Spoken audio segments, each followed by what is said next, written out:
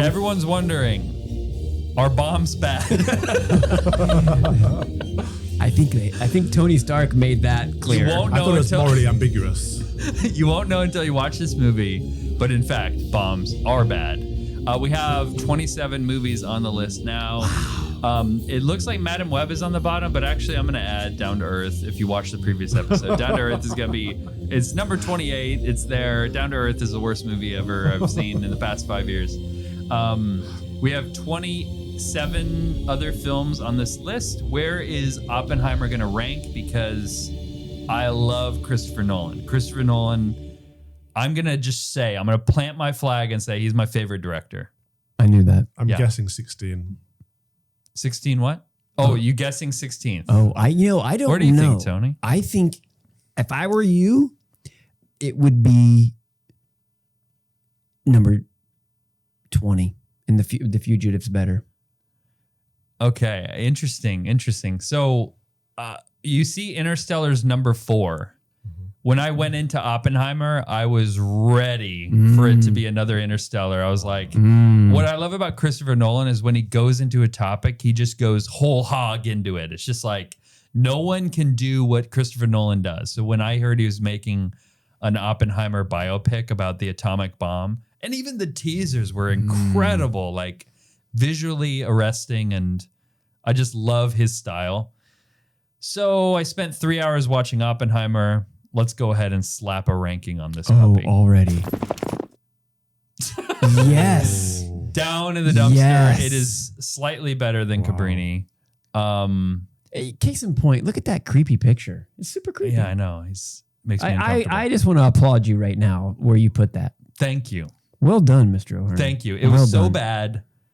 It took 3 hours of Nolan's script to get me from a state of confusion to unconfusion. That's the best thing I can say about this movie. It was not compelling. I thought, you know how Nolan will have like dialogue? It's like, oh, they're now in a train station and now on top of a building and they're talking about the plot and it's like kind of cool for 5 minutes. This was the whole movie. It was just like, now we're here, now we're there, now we're over here, now we're in this other time period. It was just such a cerebral exercise. The only excellent part of this movie was the Trinity test sequence. Like that was really awesome, which is, why you want to watch a movie like this. But I had this, the second half was this political, court scene. And I don't know, just Christopher Nolan, just too much brains. I felt like it was brains everywhere, not enough heart. And then it had this ridiculous, lurid sex scene, which I cut out. But even though you cut it out, it's just like, why do you need this? Like you can get the same effect. You're a good storyteller. I'm talking to you, Christopher Nolan. You're my favorite director. What are you doing? Pay attention. You can do this without showing everything, and it cheapens the story and the art form. It's like you don't need to show everything to communicate what you need to communicate. And then in the end, you're left with the stunning revelation that bombs are actually bad, and really? Oppenheimer is sad that he made a bomb that was really bad. So unfortunately, I was looking forward to this film from Christopher Nolan and was super disappointed. My wife, on the other hand, really liked it. I thought you might shout like out it. to you. I thought you might think it was slightly redemptive. The fact that his ambition led him to create this thing to see if he could do it, and then he immediately regretted it even before it launched and fought against it in a way. Did he fight against it? Are you worried about your financial future? Did you know nearly half of Americans who retire at age 65 are projected to run out of money during retirement? And what about long-term care? It's real and costly. Nearly 70% of people will need long-term care, with nursing home costs averaging over $110,000 a year. Don't have a plan? Now you don't need to worry, because there's Advocate Financial. Advocate Financial will help you secure your financial future. They have strategies to double your account value for long-term care protection. Imagine getting an extra $900 a month from Social Security. Imagine a retirement income that's guaranteed to last a lifetime. This isn't wishful thinking. These are real strategies that work for you. Advocate Financial is Catholic, family-owned and operated, and helps you take control of your financial future. Whether you want to lower your tax bill on a big payday or get strategies to give you strong stock market returns with zero risk, go to CatholicFinancialGuide.com. Don't leave your future to chance. Talk with an expert today. That's CatholicFinancialGuide.com. Terms and restrictions apply. CatholicFinancialGuide.com. How did he fight against it? Internally, He just seemed like a passive character just watching it unfold. I thought that was a struggle between his pride and his humility. That was that internal struggle of can do it, doesn't mean I should, but I need to do it. Did you like the movie, Father? I thought it was okay. Yeah, You thought it was okay. It's a good question. Like, I think the way you approach the film, because you're really smart, is you're able to keep that tension together of like, just because I can do it doesn't mean I should do it. But as a film, like it didn't draw interesting conclusions from that conflict. It was just like, then this happened, then that happened. And Cillian Murphy's great. So you see the conflict in his eyes. Yeah. But that's about it. But it's isn't like, that what it is? Is it supposed to just make you think like this? The whole film was that tension in Cillian. He was expressing it, not with words, but with his acting. I thought that was good acting. he expressed it with his words, definitely. I don't know if it was with any... You say acting, yes, great actor. But in terms of plot points, like scenes, like what did he do? Because if you have a compelling question, you should have the character move toward and away from that question. It should be a yes and a no, and a yes and a no. And it should be like, what's going to happen? Like, how is this going to unravel? But it was just like passively, moving forward and a lot of talking, and he regretted it. Did you see the Bonhoeffer movie? No. Okay, so we know from Bonhoeffer, we know from the writings that he really struggled with the idea, the plot to kill Hitler, right? Because as a minister, he was encouraged to attempt to kill Hitler, but he struggled with that internally. In the film, it's like a 3-second dialogue meant nothing, whereas in Oppenheimer, I felt like there was a much longer, stretched out, tense emotion. It may not have been in the dialogue, it may not have even been in any actions or active actions, but I felt like that it came across to me. Maybe I'm reading something into it that wasn't there, but I suppose they can't write something in that wasn't true. And so if he had an internal dilemma, how would you actively put that into the film? Well, part of it is cutting out what you don't need, because I don't know if it was Hitchcock who said that a film is just real life with the boring bits cut out. Yeah. And so you have a 3-hour movie. And it's like, get to the point. No like, movie should be 3 hours, by the way. except for Lord of the Rings. Even though, oh my gosh, so long.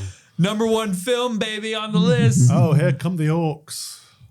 Yeah, here come the orcs. Let's slay them. There's another set piece. Yeah, Father, that's what I'm talking about. I love those set pieces. Exactly. Wait. Time out. So does this mean you have a different take on Christopher Nolan after this movie? No, he's got the... I mean, what director doesn't have a flop? Okay. Like Steven Spielberg directed the BFG, which I don't even know what that is. no one saw. Yeah, Big Friendly Giant. Yeah. You like that movie? Yeah, I did. As a kid. As a kid. I haven't seen it since. Oh, Because I'm a grown man, I don't watch animated films. I know Steven Spielberg. He's made so many movies. I know he's made... Do you think Oppenheimer was a flop, though, or you just didn't like it? Oh, what? I mean, by what definition was it a flop? I think people who... As a movie, which is supposed to move you towards the good and a conclusion, like a truth. Bookmark that. Well, what is the truth that it was saying? Okay. So at the end of the movie, did you feel like there was a conversation about the consequences of sin being death? Yes. Okay. So that therefore... Which is not a revelation. Well, I mean, neither is atomic bombs being bad a revelation, but does it get that message across? Yeah, but it's like a revelation that my 5-year-old knows. Sure. but it's still important, right? It's like, have you read The Canticle of Leibowitz? Yes. Right, that the whole idea that Lucifer is the atomic bomb. Mm. Yes. Does Oppenheimer grasp that?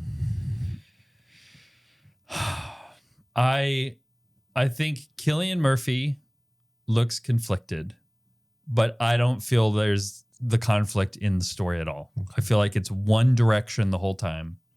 He passively moves to a conclusion. He's brilliant and chases the brilliance, but it's not a push and pull. It's just like I'm upset that I'm doing this, and yet I keep doing it. Yeah. There are better ways it could have been told. I agree with that. It would have been nice to have realized that this was about good and evil. It would have been nice to recognize that they were going to drop the bomb on the most Catholic city in that country. Right? The consequences of it, the spiritual warfare elements of building the bomb and then dropping it and where it was dropped, all of that could have been portrayed a bit better. Yeah, the consequences could have been, because they would go in his head a lot with these like really greatly photographed practical effects, like showing atoms moving and explosions in slow motion, and even, you know, you see the ripples in the water, like implying that, you know, all these bombs going off. So that was cool, but at the end of the day, it's like, I already knew that, and it didn't like. Sometimes you know a truth before you watch a movie, but a movie should be like, now my life has changed. I'm gonna do things differently. This is like, okay, that was an interesting biography, and it was better than the book. See, going into it, I knew that atomic bombs are bad, but I didn't know that they felt that too. I just assumed these scientists were so full of themselves that they were just marveling in their own ambition and just. Okay. And now, after seeing the film, I'm like, okay, of course they struggle. Why would they not struggle with it? They're human beings. So I think it brought a bit of humanity to the Don't equation. You think they could have shown the consequences of it more? Oh, they should, absolutely. Yeah, because you mentioned that kind of earlier. I think. But they're not making it from a Christian perspective, are they? Which is the problem with all films. But you don't even have to do that Christian to show the devastation. Like, there's got to be an artful way to show from his perspective that this wreaked.